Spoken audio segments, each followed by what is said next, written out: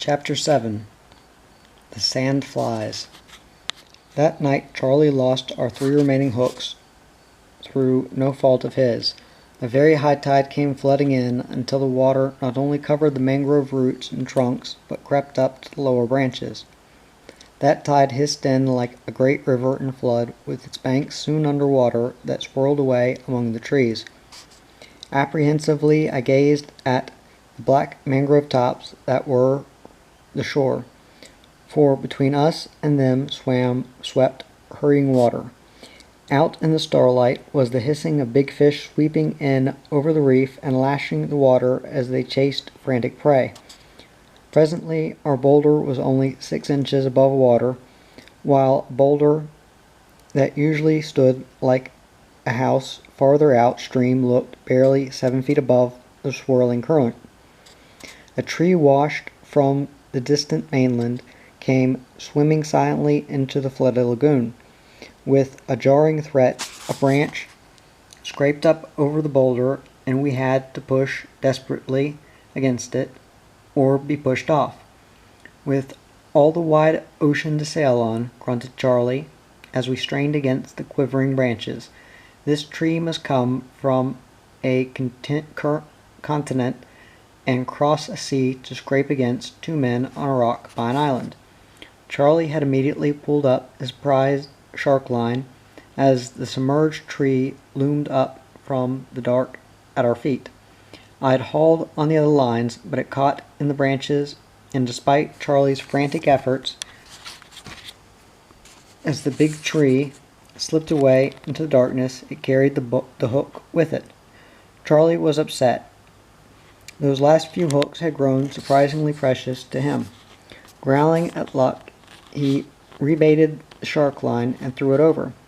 An hour passed without a bite, though big fish leapt and popped all around us.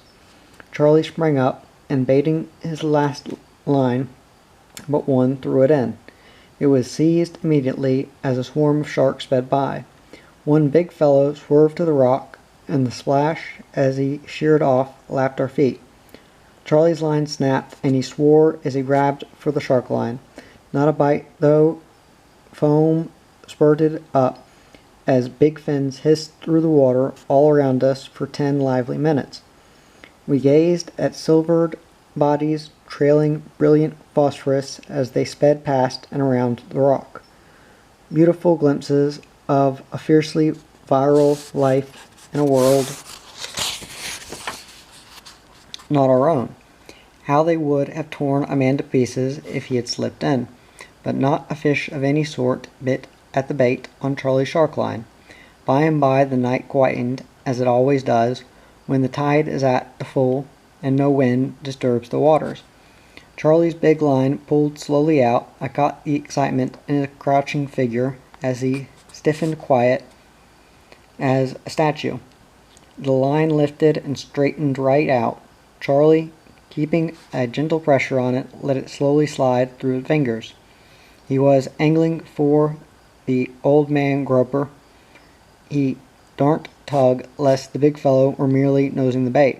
I crept up beside him. The line kept going straight out in a long, steady pull.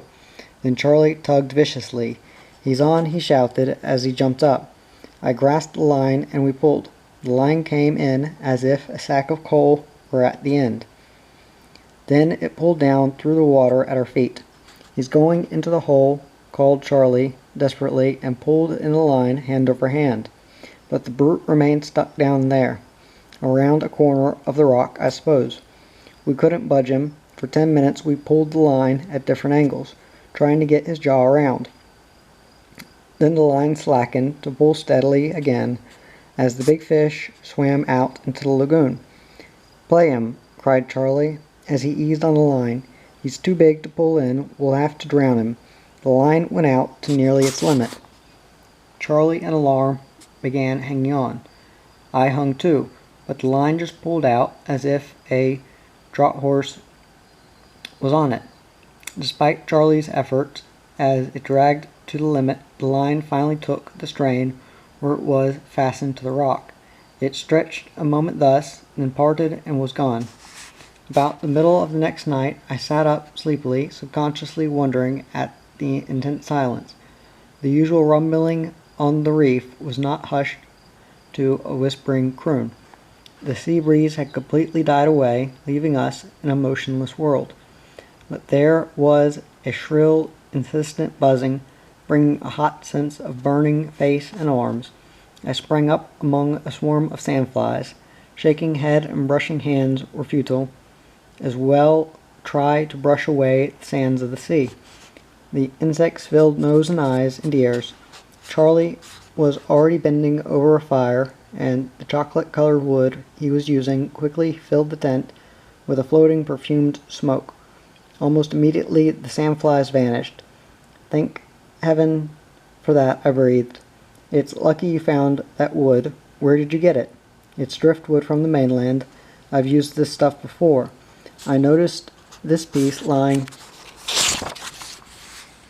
among the mangroves where we landed, and I marked the spot. Good job you did. My arms and face feel burning raw. I've never experienced sandflies so thick before.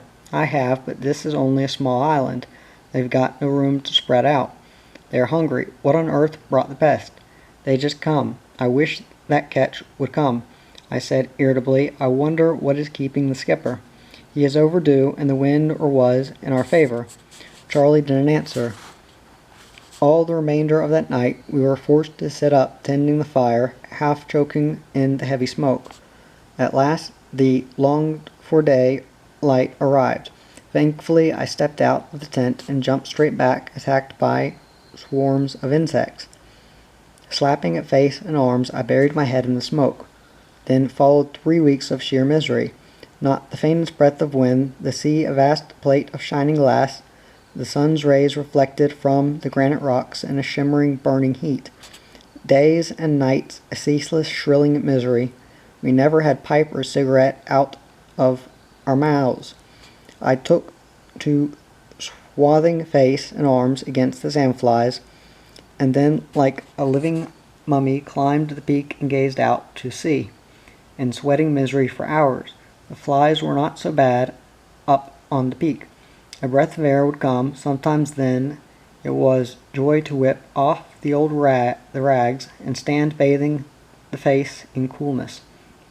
The breath would die again to an intense silence, almost immediately broken by the shrill of the flies swarming back. That was an awful silence under the sun's glare. Even the tide came in silently over the reef. The few birds were silent. Every day, as I rushed down to the well for water, they would merely hop up onto the mangrove branches and wait for me to go. From the peak, day by day, never a sail was visible. Charlie made only one comment. Don't be a fool, the catch can't come while the calm is on, and the flies won't go either. The days and night crawled by, days that dragged our spirits down to zero and brought us face to face with starvation. It's the last 10, said Charlie gruffly one night. Something in his tone made me stare. Our last 10 of meat. With the misery of the sandflies, these last few weeks I had not thought of the dwindling food supply.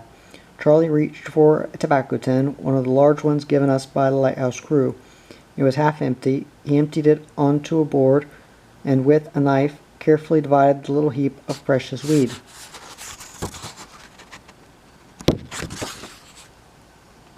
And there's the last of the tobacco, he growled. Take your share. I glanced around the tent. There was a full 50-pound bag of flour remaining. We could not starve until that was done anyway. Now I cursed the loss of the fishhooks, and realized why Charlie this last month past had so carefully saved the used-up tea leaves from the billy can. We had long since run out of milk and sugar.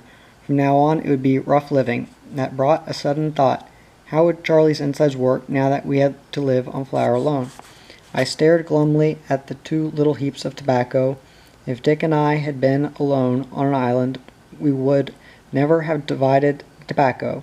We would just have smoked it, then sworn a bit, and laughed a lot.